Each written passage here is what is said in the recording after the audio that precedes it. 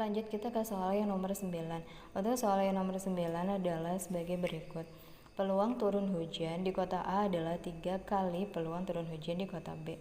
Jika peluang kota A tidak turun hujan adalah 4/5, maka berapakah peluang kota B tidak turun hujan gitu ya. Jadi langsung aja ya kita bahas di sini. Peluang turun hujan di kota A sama dengan 3 kali peluang turun hujan di kota B. Nah, kita buat modelnya seperti ini ya, model matematikanya. PA sama dengan 3PB. PA itu siapa? PA itu adalah peluang turun hujan di kota A. PB itu siapa? PB itu adalah peluang turun hujan di kota B. Dari kalimat ini kita bisa bentuk seperti ini ya. Peluang turun hujan di kota A sama dengan 3 kali peluang turun hujan di kota B gitu ya.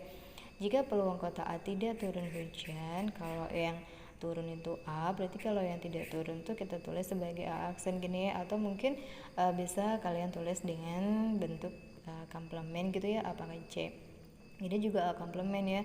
Jadi notasi A komplement itu bisa A pangkat C atau A aksen kayak gini ya. Berapa yang peluangnya tidak turun hujan? 4/5 gini ya.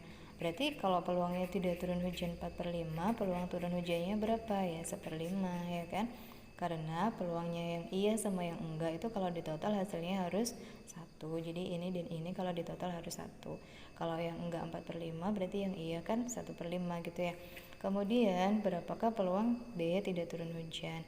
Nah, berarti kita harus cari dulu PB-nya sebelum kita nyari yang B aksen.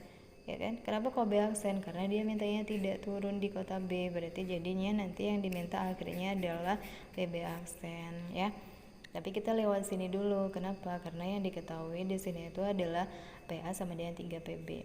Nah, kalau PA sama dengan 3PB, berarti PB sama dengan berapanya PA? Ya, berarti dia sepertiganya PA. Kenapa bisa sepertiganya PA? Karena tiganya ini kan pindah ruas ke sebelah sana ya. Jadi kan di bawah gitu kan, PA/3 atau boleh ditulis sepertiga PA. Nah, ini kita masukin aja PA-nya, kan sudah tahu ya di 1/5. Kita masukin ke situ jadinya 1 kali 1 1, 3 kali 5 15, jadinya 1/15. Jadi kalau PB-nya itu 1/15, PB hasilnya berapa? Ya pastinya 14/15 kan. Atau kalau mau pakai rumus ya 1 dikurangi dengan PB gini ya. Jadinya kan 1 dikurangi dengan 1/15, berapa hasilnya? Samain dulu penyebutnya kayak gini. Jadinya kan di sini itu 15 kurangi 1. Jadi berapa hasil akhirnya? 14/15 gini ya. Jadi jawaban akhir dari soal yang diminta di situ adalah berapakah peluang kota B tidak turun hujan? Nah, peluang kota B tidak turun hujan adalah 14/15 seperti itu ya. Baiklah, sekarang kita lanjut ke soal yang nomor 12 ya. Untuk soal yang nomor 12, di sini kita disediakan 2 buah gambar. Jadi di sana itu ada gambar C dan gambar D. Gambarnya seperti itu ya, jadi dia seperti bintang gitu ya. Kemudian di tengahnya itu ada suatu persegi. Yang mana gambar yang C itu semuanya sudah full angkanya ya, sudah lengkap semuanya. Di sini ada semuanya ya. Kalau yang di D, di sini tuh ada yang di sini tuh tidak ada ya, di sini masih tanda tanya. Lah yang ditanyakan adalah apa? Nilai yang tepat untuk mengisi persegi yang kosong adalah, yang pastinya persegi yang kosong itu yang siapa? Ya pastinya adalah yang D kayak gitu ya, karena persegi yang C itu sudah ada isinya. Nah, bagaimana caranya supaya kita bisa mendapatkan nilai pada persegi yang D? Ya berarti artinya kita harus mencari dulu hubungan antara ke semua bilangan-bilangan pada si gambar C ini gitu ya. Nanti kalau seandainya gambar C itu hubungannya sudah diketahui apa, maka kita gunakan hubungan yang sama seperti yang kita gunakan pada C ke gambar D kayak gitu. Sambung ya maksudnya ya. Oke. Jadi sekarang kita cari dulu hubungannya gambar yang C itu kayak gimana. Nah, ini kalau kita lihat kan di sini itu ada angka 6 ya. Kemudian di sini ada angka 12. Berapa sih kalau 6 dikali sama 12 itu? 72 ya kan. Kemudian di sini ada angka 3, di sini ada angka 8. Kita kali dulu ya. 3 kali 8 berapa? 24. Kemudian coba kita bagikan antara 72 dibagi sama 24, berapa hasilnya? 3. Berarti cocok kan ya? Berarti artinya kita sudah temukan hubungannya untuk gambar yang C, yaitu bagaimana? Ya 6 dikalikan dengan 12 dibagi dengan 3 dikali 8. Boleh ditulis kayak gini ya, atau boleh ditulis ke bawah langsung gitu juga nggak apa-apa ya. Maksudnya ke bawah langsung itu kayak gimana, nulisnya kayak gini boleh juga ya. Jadi 6 dikali 12. Jadi kalinya itu boleh pakai silang, boleh pakai titik ya. Jadi boleh terserah ya. Per 3 dikalikan sama 8 kayak gini juga boleh. Ini lebih enak ngitungnya ya. Nanti 6-nya dicoret aja sama 3 berapa? 2. 12-nya dicoret sama siapa? Coret sama ini juga nggak apa-apa ya. Dibagi sama 4, ini jadi 3, di sini jadi 2 ya kan. Ini coret sama ini ya, sehingga hasil akhirnya tinggal 3 gini kan. Dia sesuai dengan angka yang ada di dalam persegi gitu ya. Nah, kemudian kalau kita sudah ketemu hubungan untuk gambar yang C, kita akan gunakan hubungan ini untuk menyelesaikan gambar yang D gitu ya. Gimana caranya ya? Berarti kita sesuaikan sama yang tadi ya. Berarti kan dia tadi gini ya, dibagi sama gini. Gini itu maksudnya gimana sih? Ini kali ini dibagi dengan ini kali ini, kayak gitu ya. Berarti yang ini juga kayak gitu, 14 dikali sama 9, langsung aja ya. 14 dikali sama 9 dibagi langsung ya sama 7 dikali sama 3, kayak gini. Nah, ini langsung bisa dicoret aja ya. 14 bagi sama 7 itu berapa? 2. Taruh aja di sebelah sini langsung ya. Gak apa-apa. Taruh sini boleh gak sih? Ya boleh-boleh aja ya. Ini 9 bagi 3 berapa? 3 ya kan? Gini, udah. Sehingga 2 dikalikan dengan 3 itu berapa? Ya berarti hasilnya adalah 6. Sehingga hasil akhir untuk kita bisa mengisi persegi di gambar D itu adalah angka 6. Nah, sekarang kita cek dulu apakah dari A sampai E itu ada yang opsinya itu menyatakan angka 6. Ternyata ada ya, yaitu yang mana jawabannya? Jawabannya adalah yang B. Oke, sekarang kita lanjut ke soal yang berikutnya, yaitu untuk soal yang nomor 10.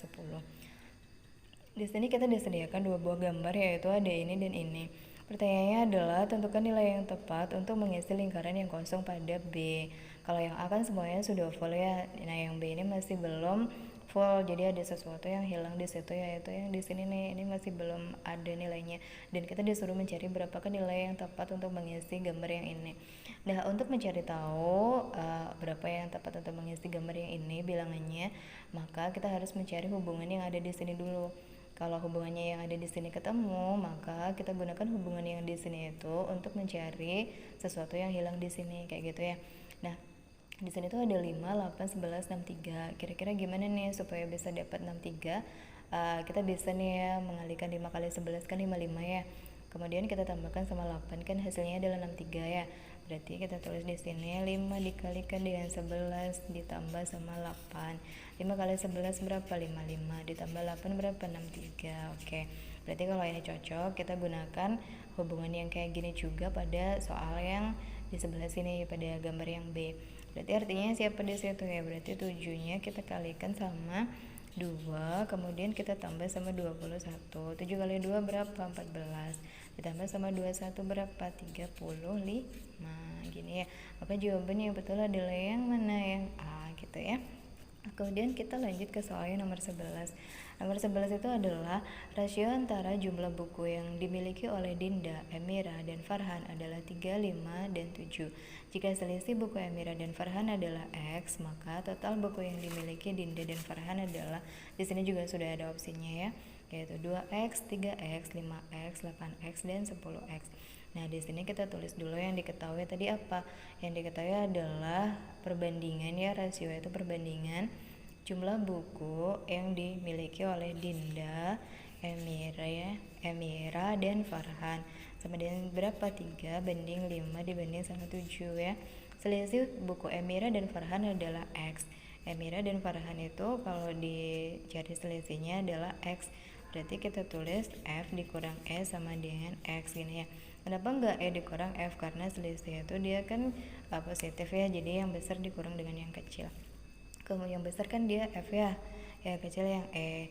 Terus habis itu apalagi yang ditanya adalah berapakah total buku yang dimiliki oleh Dinda dan Farhan. Berarti berapakah total buku yang dimiliki oleh Dinda dan Farhan. Jadi Dinda ditambah sama Farhan itu berapa gitu ya. Nah, berarti kita langsung aja ya menggunakan cara yang lebih cepat ya, ringkas, yaitu gimana ya, kita cari perbandingan antara D ditambah dengan F ya. D-nya kan di sini 3 ya. Kemudian F-nya di sini 7. Berarti kita tambah aja langsung 3 tambah 7 berapa? 10. Per yang diketahui, siapa yang diketahui adalah ini pengurangan antara F dan E. Berarti di sini kita kurang juga ya. Kita lakukan hal yang sama. Berarti F kurang dengan E berapa? 7 kurang 5 berarti 2 dikalikan sama siapa di situ? X gitu ya. Atau kalau misal dibuat kayak semacam rumusan gitu, berarti ini itu adalah yang ditanya, di sini itu adalah yang diketahui, dan di sini juga yang diketahui. Antara ini dan ini itu harus menyatakan sesuatu yang sama. Maksudnya ini kan dia adalah perbandingannya ya, di sini juga perbandingannya ya, kayak gitu. Berarti sekarang tinggal kita total aja ya. 10 bagi 2 berapa? 5. Berarti 5 apa dong jawabannya ya? 5x, karena 5 dikali dengan x itu adalah 5x gitu ya. Nah, sekarang kita cek di sini jawabannya yang tepat adalah yang mana dari A sampai E. Jawabannya yang tepat untuk soal tersebut yang nomor 11 adalah yang C, yang ini nih ya.